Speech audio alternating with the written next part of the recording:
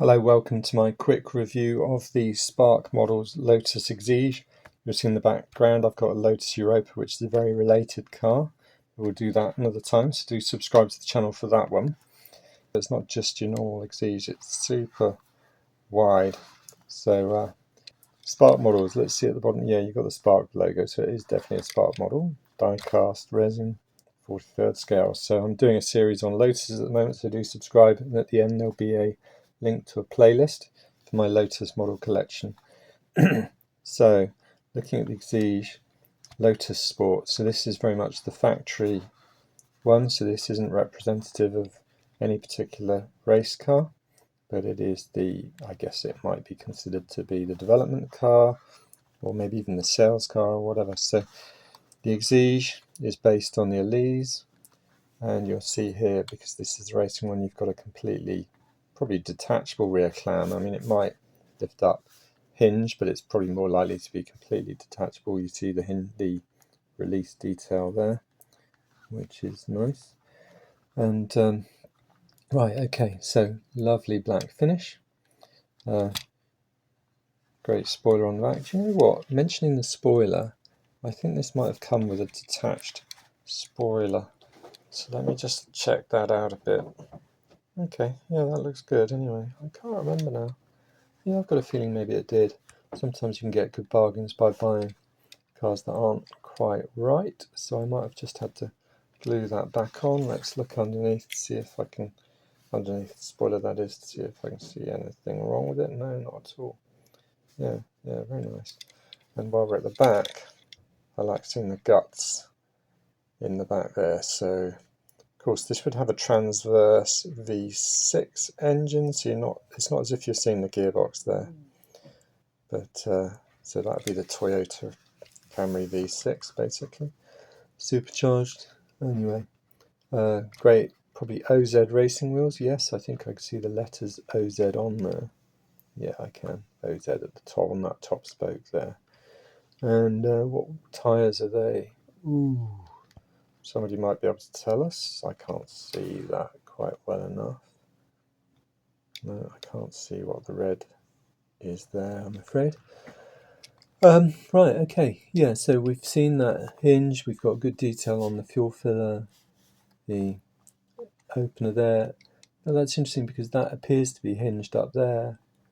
Of course, this roof would have been detachable, but of course they would have bolted it in place for the race car, bolted it very firmly. You probably want the extra stiffness, so I'm not sure. But you would, I mean, you can take the roof off an Exige, but whether this would be the same, well, you must be able to, but it'd be a big job. Anyway, so you've got the venting out the back for the engine. Yeah, you've got the that rear panel, which is copied onto the Evora to some degree, but I don't know whether the Series 2 Exige style rear, I do like that. It's a bit Ferrari reminiscent. It's hard to know whether they were just going off that to make it look like a Ferrari in some sense. Hard to know. Sorry if I'm insulting you, the designer. And but yeah, I like that detail in there, the exhaust pipes, very mechanical looking. I do like that sense of purposefulness with a car like this. Anyway, you've got some interesting logos down at the bottom. Advan. So yeah, I'm not quite sure where this car would have appeared in this form, but nice enough anyway. Right, looking at the front, you've got a really nice big radiator there, and really visible, which is great to see.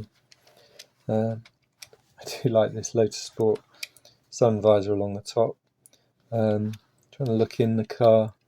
Yeah, you don't have a passenger seat. Oh, it's really difficult to see into there, of course. Very black interior.